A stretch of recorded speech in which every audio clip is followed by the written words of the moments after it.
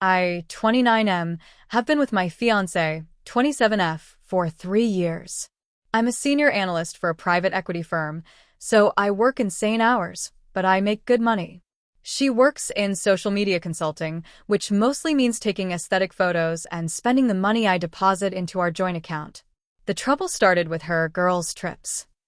Over the last year, these went from spa weekends to monthly trips to Tulum, Mykonos, and Scottsdale.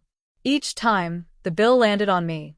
When I'd question the $4,000 bar tabs, she'd call me controlling and say she needed to recharge from the stress of wedding planning. The breaking point was last Tuesday. I came home after a 14-hour shift to find her packing for a 10-day spiritual retreat in Ibiza. We had a final catering deposit due for the wedding on Friday, and she'd just got back from Cabo 2 weeks prior. When I brought up the cost and the fact that we were supposed to be saving for a house, she snapped. She stood up with this look of pure entitlement and said, "I am marrying you, not your spreadsheet. If you're going to be this pathetic and penny-pinching every time I want to live my life, then maybe you aren't the man I thought you were. If you don't like how I spend or where I go, then leave. The door is right there. Go find a boring girl who likes budgets." She expected me to apologize like I always did. She thought she had all the leverage because I'd already sunk $60,000 into wedding deposits. I looked at her and realized I didn't even like her. I just said, "Okay." She smirked, thinking she'd won and that I was agreeing to pay for the flights. I followed up with, "Okay, I'll leave." I grabbed my laptop and keys and walked out. I didn't go to a hotel. I went to my office. Since I was the primary leaseholder on the apartment and the only one on the car title, I had the upper hand. While she was posting catch flights, not feelings on Instagram at the airport the next morning, I was with a lawyer. Since we weren't married, there was no community property. I paid the 2-month lease buyout to clear my name from the apartment and canceled every single wedding contract. Most had a 50% refund policy if canceled 90 days out, and we were at 92 days. I got $30,000 back instantly. Her mother called me 3 hours later, screaming that her daughter's card was declined at the Ibiza hotel check-in. I told her I closed the account and hung up. The hard way hit her when she flew back 4 days later because she ran out of cash. She found the locks changed. I'd moved my stuff to storage and terminated the lease. Since she wasn't on the paperwork, the building wouldn't let her in. She called me from the lobby, hysterical, asking why her car was being towed. I texted her a photo of the wedding cancellation and told her the car was a company lease I'd ended. I told her her clothes were in a storage unit and her mother had the key. Then things got messy. She tried to sue me for emotional distress and demanded $100,000. Her lawyer claimed she'd sacrificed her career for me. But I'd been digging through our cloud backups. I found a password-protected folder called Memories. I guessed the PIN, it was her parents' gate code, and found hundreds of photos from her Tulum trip 6 months ago. She wasn't meditating. She was with a yoga instructor in a villa I paid for. The metadata showed the photos were taken at 3 a.m. on the night she texted me saying she had a migraine. I forwarded everything to my attorney. It didn't just stop her lawsuit, it nuked it.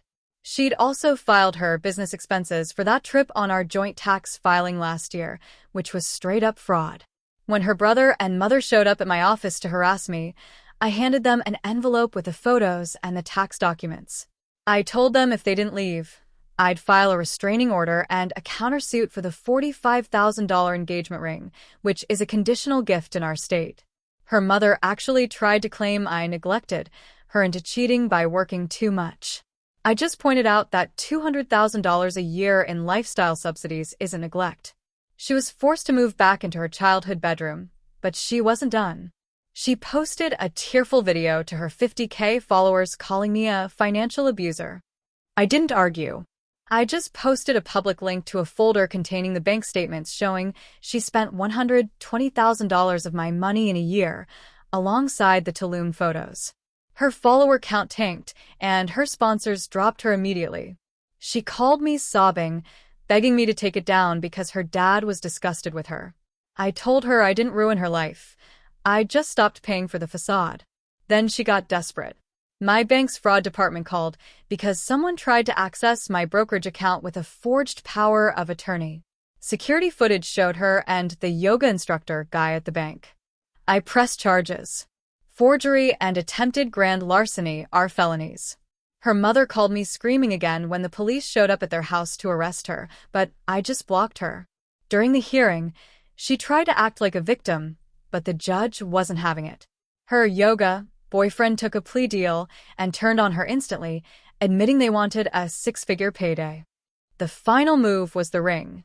She claimed she lost it during the move, but I knew she was hawking it.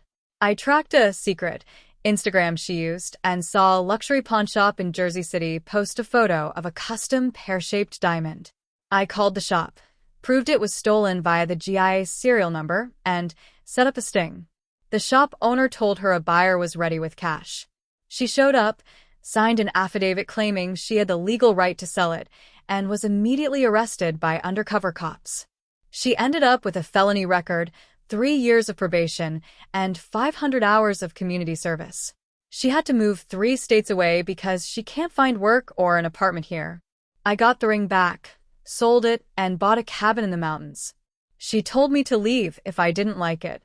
I didn't like it, so I left and I took my future with me.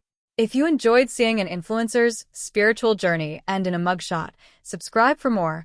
I've got plenty of stories about why you should always check the metadata.